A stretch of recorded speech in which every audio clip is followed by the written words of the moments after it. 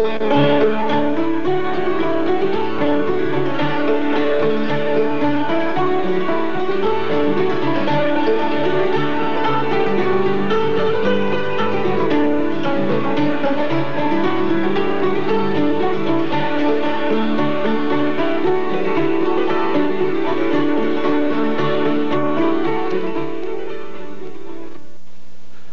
to our Appalachia. My name is Phil Conn.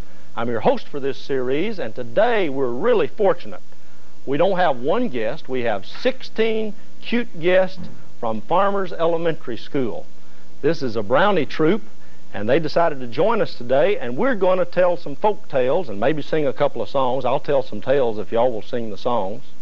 And really what I'm going to do is show you how we used to entertain ourselves when I was a little boy. Now see, I'm not that old. I'm probably not as old as your grandpa, huh?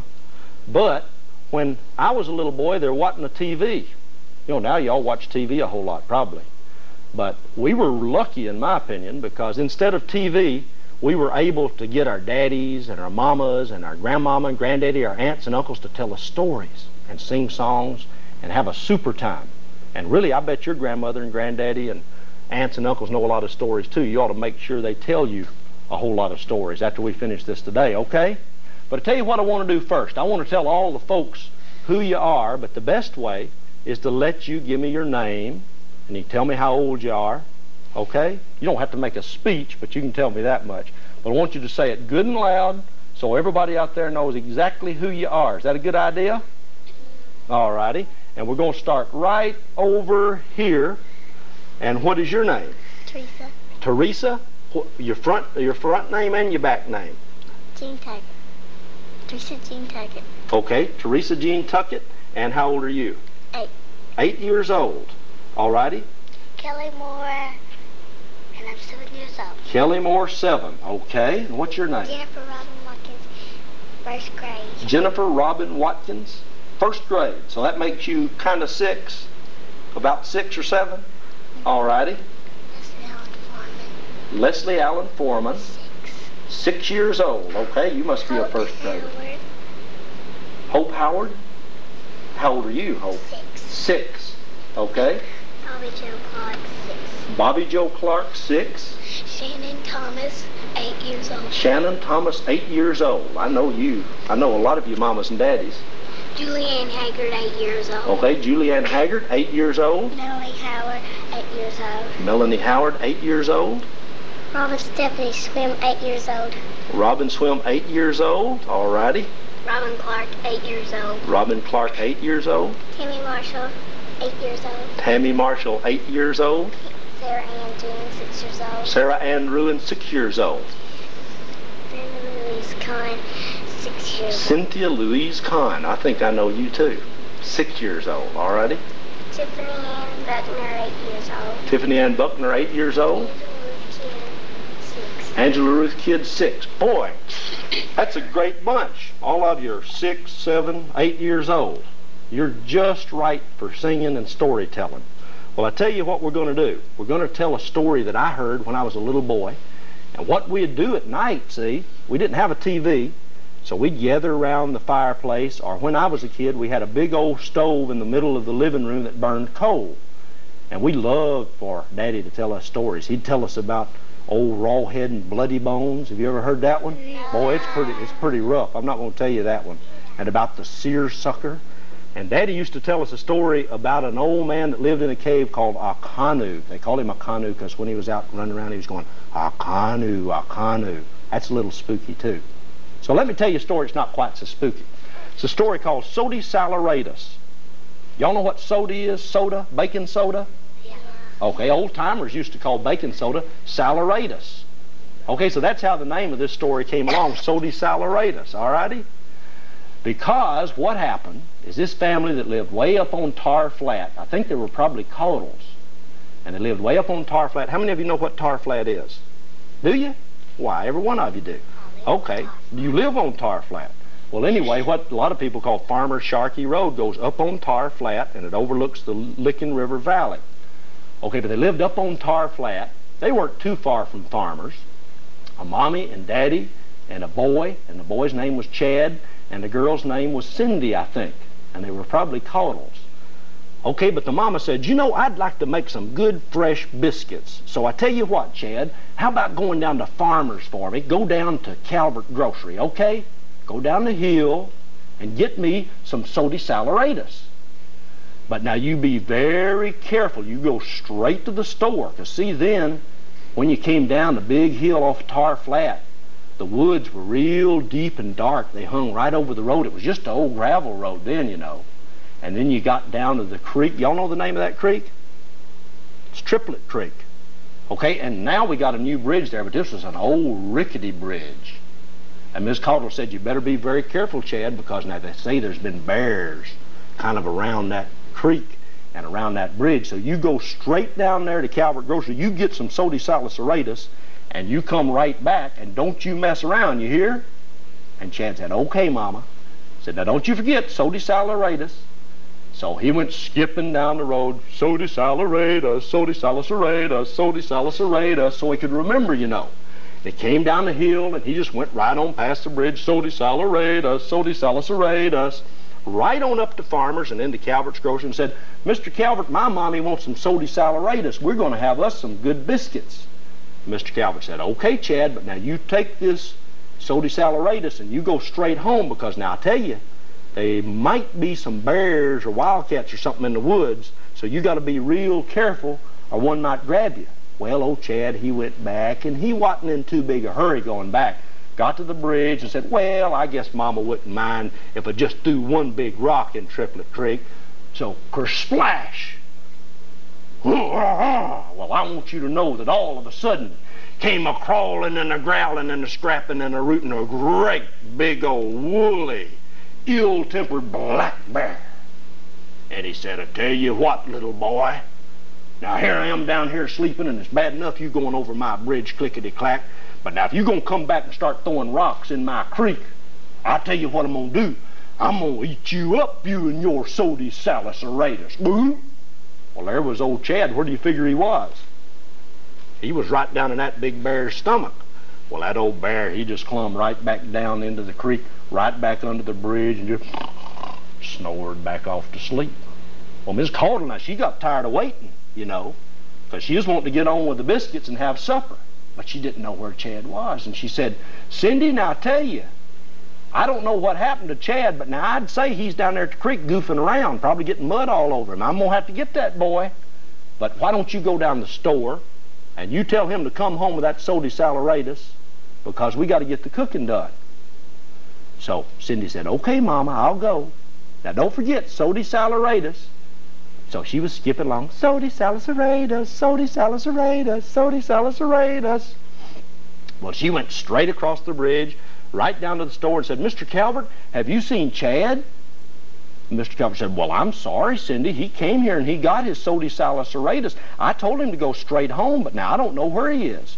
Well, Cindy said, oh, I don't know what happened to Chad, but I better go home to Mama. So she went skipping back, Sodasalaritus, Sodasalaritus, back to the bridge.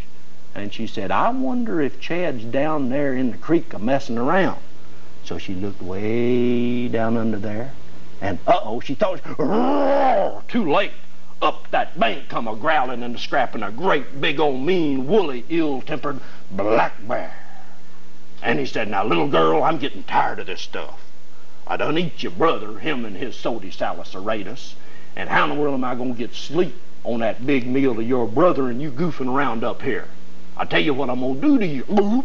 Didn't even tell her, just ate her up real fast. Well, Miss Caudle, she got real worried on account of just had 2 kids and both of them were gone now. And she turned around to Mr. Caudle and said, now I tell you what, something's either wrong with them kids or I'm going to have to give them a good whipping. We're going to have to take them out behind the barn and get a slab and work on them if they're just goofing around. But you better go first down the store and see what's happening. So don't you forget now my Sodasalaritus. So the old Paul, he went out, and I mean he is mad, because both Chad and Cindy were probably goofing around down there at Farmer's. So he went out through there, Sodasalaritus, Sodasalaritus, Sodasalaritus. Now he went busting on down through and said, Mr. Calvert, where are my young'uns? I'm tired of this. I'm going to have to do something about them goofing around. I'm sorry, Mr. Caudle, but now they come here, and Chad, he got some Sodasalaritus, And Cindy come, and I guess they went back home. I'm sorry you hadn't found them. So Mr. Caudle, he went stomping back across that bridge. I mean, he was kicking up planks and ripping up dirt. And all of a sudden, up came a ripping and a growling, that same big old mean, woolly, ill-tempered black bear. Here's me a better meal. You're a big meal. Now, I'm tired of all this nonsense. I done eat you boy and girl, and I tell you what I'm going to do to you, Mr. Caudle. Ooh, there went Mr. Caudle. Who was left? Mrs. Caudle. She said, well, goodness sakes alive. What in the world has happened to my family? I'm going to have to go down there and see what happened. I can't make any biscuits with any Sodasalaritus. And she'd got her leg hurt out cutting wood, so she was kind of dragging along going, Sodasalaritus, Sodasalaritus. But she was remembering what she needed. And she got to the bridge, and she didn't even go straight to the store. She said, I'm going to go down there and see if my kids are throwing rocks. She went down there, and up came a growling and a gambling and a ripping and a tearing. This great big old woolly, ill-tempered black bear. And he said, Ms. Caudle, I might as well finish off the whole family now. I done eat your boy, him Sodasalaritus, and I done eat your girl and your old man, and I'm just going to eat you right now. Well, there's the whole Caudle family. Except you know what? I forgot one thing. You know what they had back up on Tar Flat? They had a pet squirrel. Y'all have any pet squirrels, or you know squirrels around your house? Anyway, there are a lot of squirrels out on Tar Flat because there are a lot of big trees out there. So this little squirrel was wanting him some biscuits too. And this little old squirrel said, I tell you what, I'm going to have to go check out on the Caudles. If they don't come home feed me, I'm going to be in bad shape. So this little old squirrel went twitching and twittering down the road, and he was thinking Sodasalaritus too. Sodasalaritus, Sodasalaritus. Because, you know, he wanted him some biscuits. I mean, after all, squirrels got to eat too. And you know, that squirrel, he said, I bet I know what happened. Why, just last year, this big old mean bear was after me. I bet that bear's been messing with my family, and I'm going to take care of that. So this little old squirrel went running out over the bridge, and he leaned over and looked down, and sure enough, back here on the creek bank, brr, brr, boy, that bear was full. And that old squirrel said, that is exactly what's happened to the Caudles. Hey, bear, you big old coward, I bet you can't even come up here and do anything to me. Okay? And guess what that bear did? That big old bear came a-ripping and a-growling. I mean, he was tearing up sod and slinging gravels and splashing water. Came running up there and said, why, you little old silly squirrel. Why, I'll eat you up in one little old snort. Why, you aren't worth a hoot. If it wasn't for me needing a little bit of dessert, I wouldn't even fool with you. And the little squirrel said, yeah, catch me if you can. So sure enough, this old bear said, well, I'll get you, you little smart aleck. But the little squirrel jumped up a tree, up to the top of the tree. While this big old bear said, why, you silly little thing, I'm going to bust you good. So this old bear come a-climbing up the tree. And the little squirrel one more time went, big coward bear, and jumps over to another tree. And the big old bear said, why, I can jump to that tree too. Why, if your little old scrawny legs can jump to that tree, my big old strong legs sure can. So the big old bear went, boom. I mean, that bear hit the ground, and it busted that bear, I mean, from its nose clear down its stomach, right in halves. And first jumped out Mr. Caudle, and first jumped out little Chad, and next jumped out little Cindy, and then jumped out Mrs. Caudle, and she turned around to Chad, and guess what she said? Now, Chad, where's my Sodasalaritus?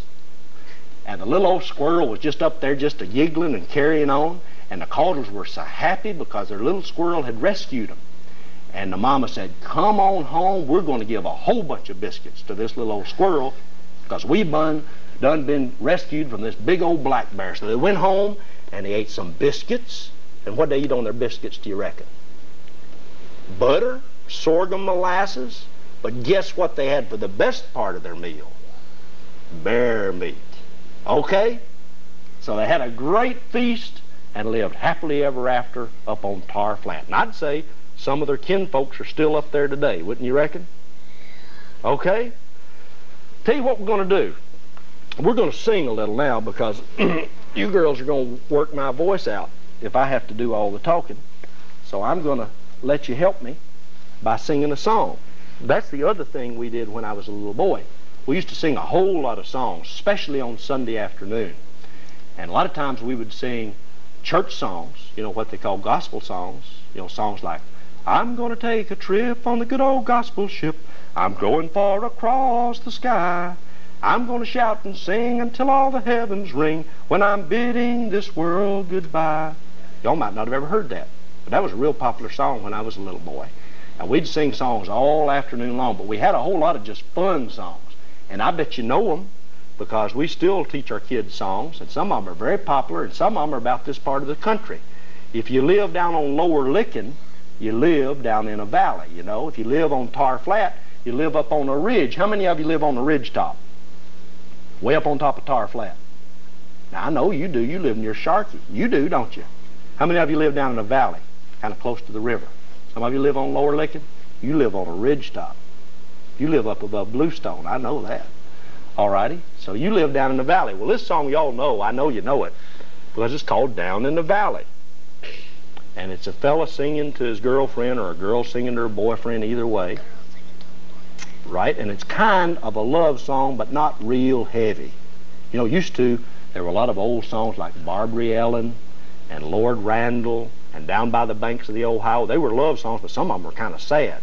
But this isn't too sad, really. It's kind of a nice song. So why don't y'all sing with me, okay? Let's get all in good voice here. Stretch out if you need to, okay? Down in the valley, valley so low, hang your head over, hear the wind blow, hear the wind blow, dear, oh, hear the wind blow, hang your head over, hear the wind blow. That's great.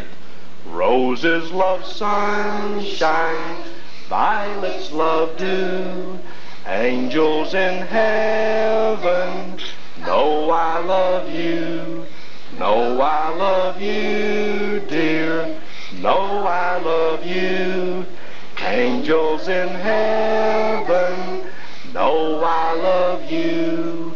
Build me a castle 40 feet high so I can see you as you ride by, as you ride by, dear, as you ride by, so I can see you as you ride by. Last verse, it's kind of sad because it goes, write me a letter, send it by mail, send it in care of the Birmingham jail, the Birmingham jail, love, the Birmingham jail, send it in care of the Birmingham jail.